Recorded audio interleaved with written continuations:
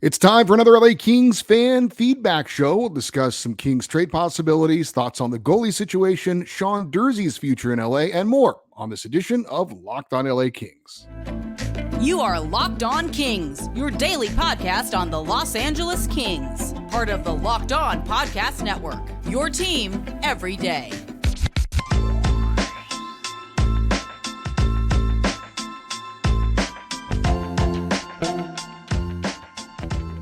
Hey, Kings fans, welcome to Locked on LA Kings, part of the Locked On Podcast Network, your team every day. Thanks for making Locked on LA Kings your first listen every day. We are free and available wherever you get your podcasts and on YouTube. We would love for you to leave us a positive comment on Apple Podcasts if you're a consumer of the show via podcast. And if you watch on YouTube, please like and subscribe if you are enjoying this content. I'm Eddie Garcia, your host of Locked on LA Kings. I've worked in sports media for almost 30 years. 20 plus years at the Fox Sports Radio Network. I'm also co-host of the Puck Podcast. It's a weekly NHL review show that's been putting out content for the past 16 years and a passionate LA Kings fan for 30 years. This episode of Locked on LA Kings brought to you by Gametime. Download the Gametime app, create an account, and use the code LOCKEDONNHL to get $20 off your first purchase. It is time for another Kings fan feedback show. We've got lots of questions and comments to get to, so let's get right into it. As usual, we will start with the emails. Actually, to be technical, this is a text I got from friend of the show and friend, period, Paul Calinato in Simi Valley. And he asks, one of the biggest offseason priorities for the Kings will be addressing their penalty kill. Do you feel the problem is more structure or scheme or personnel? The signing of Gavrikov will help a lot there for sure. And when you look at the leaders on our PK ice time, Doughty, Anderson, Roy, Kopitar, Dano, Lizotte, and Iafallo, you can now add Gavrikov to the mix. You would think our PK would be better, so the answer would seem to be scheme and coaching. How do you address this glaring need as the team continues to assess their roster and staff going forward? That's certainly a good question to lead off the show, Paul. And I don't know that I have a great answer for you, unfortunately. One of the reasons why I thought the Kings had a really good chance to knock out the Oilers in the first round was how successful the Kings were in the regular season against a historically good power play for the Oilers during the regular season. Why did the Oilers' power play continue to be amazing in the playoffs and the Kings' penalty kill was not? I don't know the answer to that because, as you mentioned, the personnel is pretty much the same. I agree with you. Gavrikov being on the PK for a full season in and of itself should help the penalty kill. But the Kings were great. They were the best team in the NHL against Edmonton's power play during the regular season. They had the same players in the playoffs. They had the same scheme. Did the Oilers take it to another level? No, they didn't. They continued where they were for most of the regular season against the league, against the Kings in the postseason. So I don't know the right answer to that. Obviously, that's a huge question, as you know. Going forward, it's something the Kings have said they're going to focus on. It's going to be a priority. So that in and of itself will determine whether it's a coaching issue or not. So I wish I had a better answer for you, but yes, it's certainly one of the big things that we're going to be watching going into the regular season. Our next email comes from Brian in Los Alamitos, and he says, regarding the rumor that the Kings may be interested in Pierre-Luc Dubois, I hope it's not true. I don't know why the Kings would want to bring in a player that seems to be perpetually unhappy wherever he goes. When things are not to his liking, he's quick to ask for a trade. In fact, I believe he made the same trade demands while playing in juniors. However, if there is some truth to it, it could be that the Kings are not as high on Quinton Byfield as they once were and don't believe he's going to live up to the superstar potential he was tagged with when he was drafted. Thank you for all of your hard work. Yeah, I've heard that possibility mentioned. I don't know that I buy into it that much as far as the Kings have now soured on Quinton Byfield. I think it's certainly possible that there is a belief in the organization that he's not going to turn into the player that they hoped he would, or at least there's some doubt. And I think that that's understandable. I still think, and we've talked about it many times with Quinton Byfield, that when he was drafted, people who know a lot more about it than I do said he was going to take some time, that he was going to, in the end, have a great career, but it wasn't going to start off great. Well, that's been the case so far. Will those experts be proven to be right? We shall see. But I'm not ready to go there yet. And Look, the Pierre-Luc Dubois thing, I know we're going to have some comments from the YouTube episodes coming up on this as well. I agree with you, Brian. I'm not big on Pierre-Luc Dubois, not because he's not a good player, not because he wouldn't help any team, but it's his motivation. It's his, is he going to be happy? And I want players on my team that want to be LA Kings, period. And I don't think he wants to be an LA King. So maybe they can convince him of something otherwise. I don't know if there's a relationship in the organization with him somehow that we don't know about. But again, it's not criticism of the player and his skills necessarily. It's a criticism of this guy being happy, and it seems like the only place he'll be happy is Montreal, where he says he wants to play. Our next email comes from Santi. He or she is in Corona, California. I got to be honest, Santi is a name I've never heard before. It's a great name, but I don't know if it's a male or a female. But Santi says, everyday listener of the show. Well, Santi, you know what that makes you? Everydayer. Also a 30 plus year Kings fan. I wanted Florida to win the Stanley Cup. I was happy for Alec Martinez and especially Jonathan Quick to be able to lift the cup a third time. I think it made me think how lucky we were to have drafted Quick and have him play as a King as long as he did. I used to follow the Kings drafts much closer back in the Dave Taylor days, and it was, if my memory serves me, the Kings were undecided between selecting Warren Duthie from the Whitby Dunlaps or Jonathan Quick from the Avon Old Farms with the 72nd pick in 2005. Not to discredit Duthie's accomplishments, but I think the last time I checked, he was selling insurance in San Diego while Quick was about to wrap up a Hall of Fame career. I think it shows how perfect everything has to work out for all the pieces to fall into place to win the Stanley Cup. What other players or transactions do you think were critical to the Kings winning in 2012 and 2014? And if the Kings win a cup in the near future, what current players do you think will have made an impact to the results? Well, yeah, certainly the NHL draft and all the drafts to a certain extent are a bit of a crapshoot. I think especially when you look at the NHL and probably Major League Baseball, and I guess the NBA to an extent too, but the NFL, you got guys that are going to go to college. And so you're going to get a few extra years out of them playing at basically a development level. So that helps. It helps you to hit a little bit more. But baseball, hockey, and in the NBA now, you've got these, one and done players or players coming in from high school. A little bit more difficult when you're drafting teenagers to project how they're going to turn out going forward. As far as the big additions made to the cup winning team, certainly in 2012, they brought in Mike Richards and Jeff Carter to really solidify the forward group. And I think the biggest transaction, though, for the 2012 team was the coach. They fired Terry Murray and brought in Daryl Sutter. I think that was probably the biggest move the Kings made as far as the first Stanley Cup winning team. I think 2014, clearly Marian Gaborik was a huge pickup, had a terrific postseason. I think he had like 14 goals in the playoffs for the Kings. As far as players that could step up, I assume you're talking about some of the younger players, because who knows who the Kings might add to get them to the next level. But I think the younger guys, certainly, if they could step up and take a bigger role and produce more, that would be huge. Obviously, we've talked about Quentin Byfield. I think Gabe Velarde needs to continue on the trajectory that he set for himself last season. Arthur Kalev, I think, is certainly a guy who can give more. And, of course, Brandt Clark coming in. How big of an impact will he have, and how soon of an impact will he have with the Kings? Robert in Huntington Beach, who is also the Lone Rangers on YouTube. So he's a double dipper. I know he's commented, and we've read some of his comments from the YouTube channels, but now he's chiming in with an email. He says, a happy everyday listener, everydayer. I wanted to say I really appreciate Durzi and everything he has done for the team. Love his attitude, but our right defense side is just too loaded and needs to shed some talent. Unfortunately, the best trade bait is Durzi besides Clark, which is a non-starter for most of us. I would really like to know what you think about our lefty situation and what it'll be. Is it Mo Verari or Bornfoot moving in, or value, free agent, or trade? Thank you for everything you do, and we all the best, and we all wish you the best. Well, thank you very much, Robert. Appreciate that. Yeah, and I know we're going to have a lot more comments on Sean Durzi, and we talked about him the other day, and he's kind of a polarizing player. We had an interview with Russell Morgan on Thursday's show, who he kind of went to bat for Sean Durzi.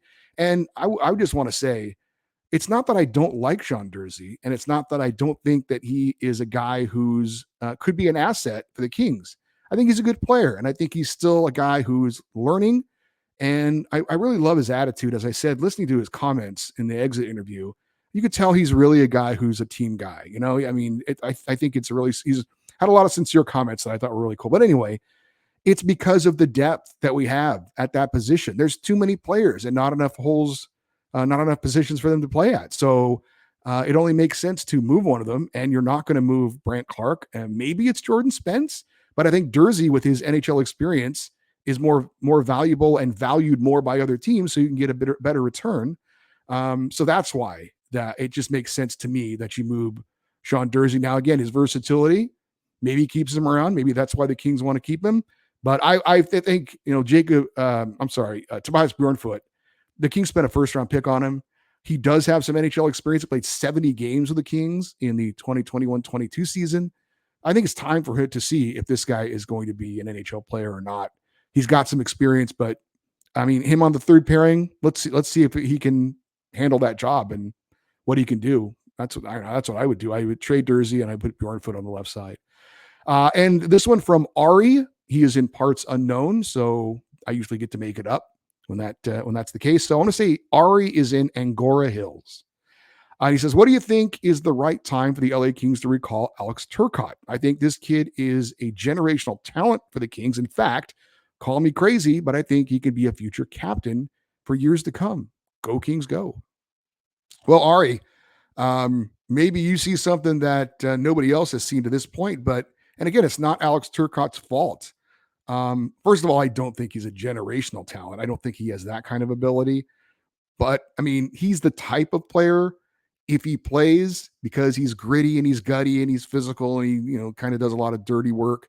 Yeah, I could see him being maybe a captain type, but he's got to get on the ice. He's got to play. He's got to show that he can just play a full professional season at the AHL level, much less the NHL level. So if he can start the season strong in the AHL, show that he's healthy and ready to go, yeah, I could see him getting a call up to, give him some time to see what he could do, because yeah, he's a former first round pick and he hasn't done anything at the NHL level. And so if he's healthy and he gets off to a good start, I would be all for calling him up sometime early in the season to give him some games and see what he can do, because at some point they got to figure out whether he's somebody that they're going to invest in going forward or not. Coming up, we've got more Kings fan feedback to share with you on this edition of Locked On LA Kings, your team every day. This episode is brought to you by Birddogs. What is that? Well, it's shorts with underwear built in, and you might be saying, why would I need that? And I get it. It's kind of a weird thing. It's a unique situation. They call it a comfort liner, but it's basically the underwear built in the shorts. Why do I need that? Well, when you try them on, you realize why you need it, because it's unbelievably comfortable. And you're like, why have I never thought about this before? Well, probably because you didn't know about it. I didn't know about it until they sent them to me and I tried them on. They're incredibly comfortable and they look great. And it's the best of both worlds. Why would you not want to wear something that looks good and is incredibly comfortable? They've got lots of different colors for you to choose from as well. And again, they're the perfect combination. They look good, they feel good, and you can try them out and see for yourself. Like they're nice enough to where you could wear them out to a nice dinner, but they're also, stretchable and things like that, where you could even work out in them and they would feel good and look good as well. So go to birddogs.com/lockedonnhl. When you enter the promo code LockedOnNHL, they will throw in a free custom Birddogs Yeti-style tumbler with every order. That's nice of them. Why? They don't have to do that. That's pretty cool. And you get the cool shorts. They have pants as well. They got all kinds of different things. Go to the website, check it out. Again, that is birddogs.com, birddogs.com. Enter the promo code LockedOnNHL and get yourself a free gift.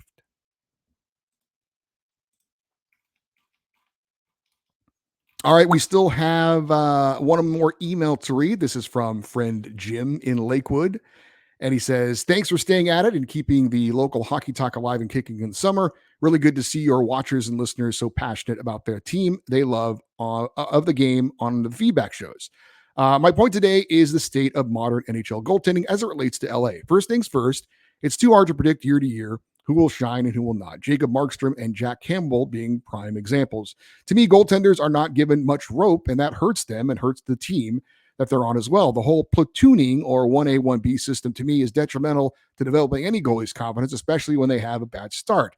That's not the way, in my view, to develop a strong and confident athlete, and possibly the most difficult mental and physical position in all of sports.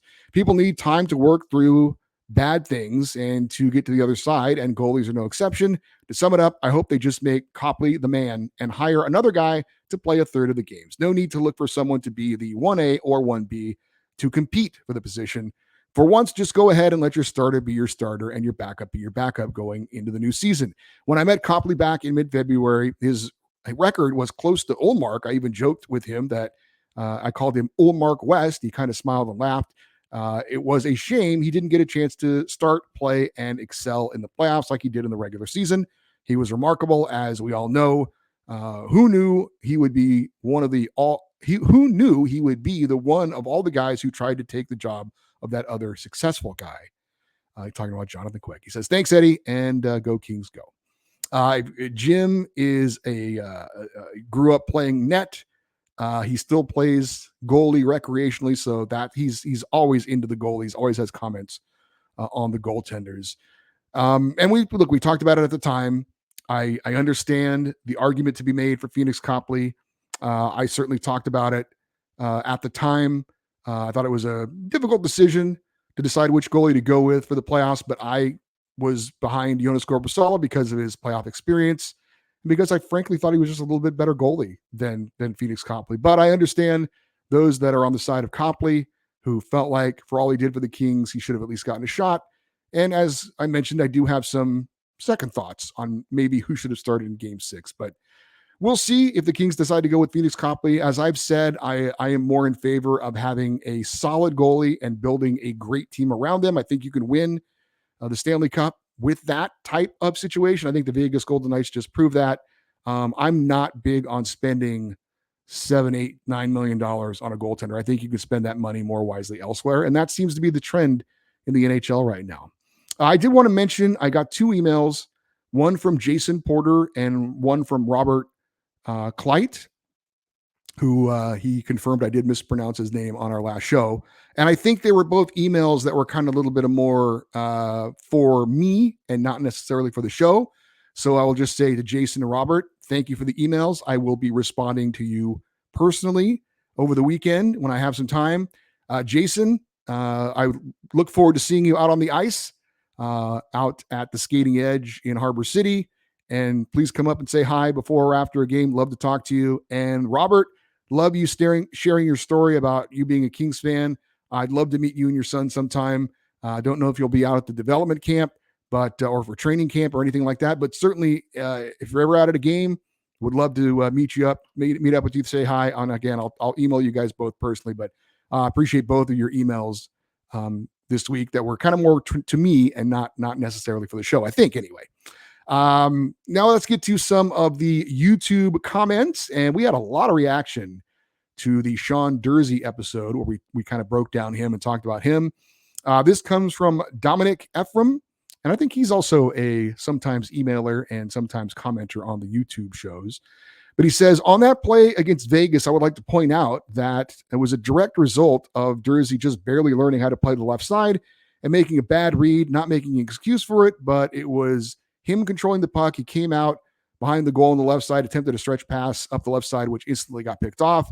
Yes, it was a bonehead play, but he's learned a lot since then and did improve in the final quarter of the season. Maybe the hard way, but aside from Edler, no other King in the entire Kings organization could play their opposite side for a reason. For that reason, he says, even DD, Drew Doughty, can't switch sides. Edler's now gone, so that leaves just Durzi as the only defenseman in the entire Kings franchise that can switch sides. Durzi is not only doing it, he is doing it in just his second season in the NHL and can really improve if he's given more than one season to figure out how to play on the left side. Probably not what a lot of Kings fans want to hear, but I'm just being honest. There is still a lot of upside to Durzi's game. Well, I agree with most of your comment, Dominic. I will just say, though, the turnover he had in that game in the final moments against Vegas had nothing to do with him playing on the left side. He had all day to make a decision. The thing with playing on your opposite side is that there are times where maybe you have to take an extra second or two to make a decision, or to kind of get yourself in the right position to make a play. But that wasn't the case on that play. So I will disagree with you with that point.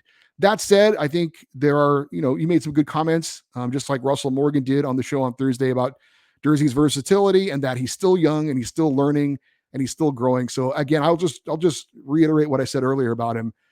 I'm not criticizing him as a player as much as I am just saying the reality of what the Kings have in their system. They have enough talented right shot defensemen where he is expendable. It's not necessarily like, oh, he sucks, we need to get rid of him. No, I'm not saying that. What I'm saying is that there are players available that can fill that need, and the Kings can get something in return for him. It just makes sense to me to trade him. But if they keep him, I'm not gonna be angry that they didn't keep a good player. TR Burns 826 says, knowing everyone knows, including Durzi, that Clark is coming. If Durzi is a part of a package that includes a big time impact player, I could see him being dealt. However, at 1.7 million, his cap hit is ideal for another season, considering his upside. If Matt Roy isn't extended or Spence doesn't pan out, Sean's offensive skill is at least worth putting him on the third pairing. And at Photo Guy 49 says, if you're Blake and moving him can improve your roster or package him with others to move up for a late first, then you have to do it. Sure, Durzi brings some offense, but he still can't read defensively, and his foot speed has him regularly beaten wide. Same thing that plagued him in Ontario. It's like a worse version of Brian Benning, and old BB was awful on the Kings blue line. Wow, a Brian Benning reference. That's old school. He says, that said, the kid has some jam and can make some plays, but his defensive lapses just don't make it worth it in critical moments. Some comments coming up on what the Kings are looking to do in net. We will get to that in just a second. But I want to remind you that we are going to be talking about the goalie situation here on Locked on LA Kings, your team every day. Today's episode of Locked on LA Kings brought to you by Gametime. Buying tickets to your favorite events shouldn't be stressful. Gametime is the fastest and easiest way to buy tickets for all your sports, music, comedy, and theaters near you. You've got a ticket app that's very easy to use, and you can find your tickets very easily for the lowest guaranteed price with event cancellation protection. Gametime has deals on tickets right up to the day of the event. And with the Gametime guarantee, it means you'll always get the best price. If you find tickets at the same section or row for less, Gametime will credit you 110% of the difference. Buy tickets in a matter of seconds. 2 taps in your set. Tickets are sent directly to your phone. Download the Gametime app, create an account, and use the code LOCKEDONNHL for $20 off your first purchase. Terms apply. Again, create an account and redeem the code LOCKEDONNHL for $20 off. Download Gametime today. Last minute tickets, lowest price guaranteed. We do have some more feedback on the Kings and their situation in net and what they're looking to do. These are from the YouTube episodes. This is from Caro 7328. He says, I think one of the best goalie options for the Kings is Connor Hellebuyck, maybe a 3-year contract, but overall, we need a young franchise goalie like Quick. Well, the problem with Connor Hellebuyck is that he's going to be a free agent after this coming season, and he is looking for a big contract. He's looking for $9 million a year, and he's going to be looking for something longer than 3 years. So keep that in mind when you're looking to bring in Connor Hellebuyck. It's not just about what he can do now, but how they're going to sign him long term. And I think he's not an option, frankly, for the LA Kings unless they do some kind of sign and trade with Winnipeg. This comes from at Vintage Teal Dog. He says, on an emotional level, Quick as the backup to Copley and then convince Jonathan to retire as a King after his 4th cup would be ideal. But he says Corpy is just as good as anyone else that is available. Yes, I think that would probably be the dream scenario, to have Jonathan Quick come back to the Kings, have them win another Stanley Cup, and then he goes out on top in an LA Kings uniform. That would be the dream scenario, I would think, at this point. This on Phoenix Copley from 909 Sports Media. He says, and this is a little bit like the Jim and Lakewood email. He says, I've been trying to see everyone's perspectives on this subject, but I'm not changing what I believe. And that is that I really feel disappointed in the way that Phoenix Copley has been treated. Copley saved the Kings season last season, and the organization, as well as some of the fans, still can't give him the respect and the opportunity to take that number one job. Instead, we are looking elsewhere. This makes no sense to me. And I mean, all that guy did was work his ass off every single time he played. And how did we show we appreciated what he did by starting Corpy in every single game of the playoffs and not even giving Copley the slightest chance? And now after that, he's chosen to sign with another keeper. That was handled the number one way. We still want to pour our salt on Copley's wounds and look everywhere instead of trusting in the man who saved our asses and probably Rob Blake's and T-Mac's jobs. I'm all for the Kings and them improving, but I think being an organization who respects and appreciates those who give it their all for the team should always come first. That should include allowing players to win and lose in spots on the team. When, where, or how did Copley lose the starting position that he definitely earned? So another person that thinks Phoenix Copley should be the number one goalie going for the LA Kings, and maybe he will be. Maybe he will be in the end. Maybe he is that guy that is a good enough goalie, and you build up the team around him, and he can get the job done. Couple more comments. This on my list of the top 5 best and worst LA Kings first round draft picks of all time. Robert Mueller 1344 says, not only was Colton Tuber a bust, but Dean Lombardi traded to get him specifically. Someone here may remind me of who the Kings traded to get that pick, but I think it was Michael Camilleri, a 2-time 30-goal scorer, who, of course, ended up being an LA King anyway. And 807 FTN says, the Kings had the number 1 overall draft pick in 1967. Rick Pagnutti never played an NHL game. That is true. Although back then it wasn't the entry draft, it was the amateur draft. And I did specifically say we were looking at the entry draft, kind of the modern draft. I'm not real sure what the rules were back in the days. I'm not sure if that was some kind of expansion draft pick for the Kings. But yes, you are correct. The Kings did have a number 1 overall pick in 1967, and it was Rick Pagnutti. And no, he never played an NHL game. Hey, thank you guys for all of your feedback. Obviously, this show is not possible unless you are giving us your emails and your comments on the YouTube channel. So thank you very, very much for that. For you everydayers, those of you that listen and watch Locked on LA Kings every day, coming up next week, we're going to continue our player profiles and draft features. On Wednesday's show, we are scheduled to have a special guest to break down the 2023 NHL draft. And then on Thursday, obviously, we will do a complete recap of the Kings draft picks from Wednesday and Thursday.